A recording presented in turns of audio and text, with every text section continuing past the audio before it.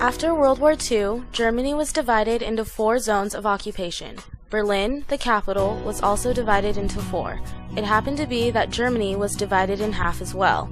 The West was democratic and controlled by the Allies, while the East was communistic and controlled by the USSR. Berlin, however, was in the eastern half of Germany.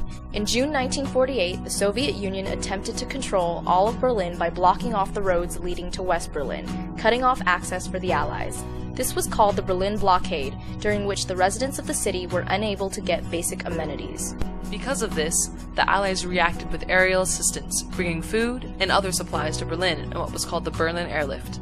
Among the dropped supplies were flour, wheat, coal, medicine, and potatoes.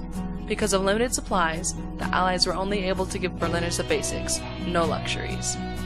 One of the simple joys in life for the children of Berlin was watching the airplanes land and unload near Tempelhof Airport. One of the pilots of the Berlin Airlift, an American named Gail S. Halverson, noticed some starving German children on the other side of the fence one day. Feeling charitable, he decided to give them 2 pieces of gum.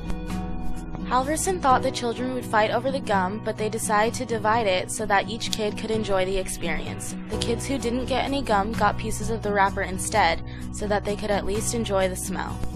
This event was only the beginning, as it inspired Halverson to spread even more joy to the children of Berlin through gum and candy. He promised the children that he would come back with more sweets. To let them know which plane was his, he wiggled the wings of the plane before landing. When Halverson went back to his quarters in Rhine-Main, Germany, he asked his comrades to give him their rations of gum and candy. He then shared the sweets with the children by dropping them out of his airplane on parachutes made out of handkerchiefs. These candy bombs soon gave Halverson one of his nicknames, the Candy Bomber. The children who were receiving the candy in West Berlin also nicknamed Halverson Uncle Wiggly Wings, or the Chocolate Flyer. Halverson decided to drop the candy on a more regular basis and called the project Operation Little Vittles. Before Halverson was about to leave for a transport mission, he did his best to buy out all the local candy to give to the children.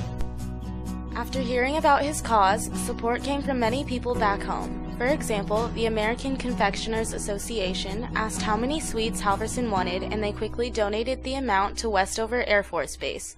Also, in Chicopee, Massachusetts, 22 schools created a Little Vittles headquarters out of an old fire station. Many other pilots of the Berlin Airlift found out about the cause and wanted to help. When the candy bar became more popular, people started to send Halverson letters to the Air Force Base to ask him to drop candy at specific locations.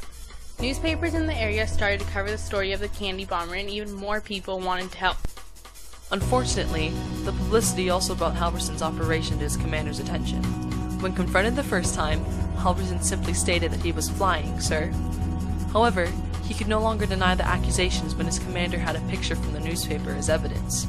The picture clearly showed Halverson's plane with handkerchief parachutes floating behind it. Halverson was now facing the threat of being court-martialed.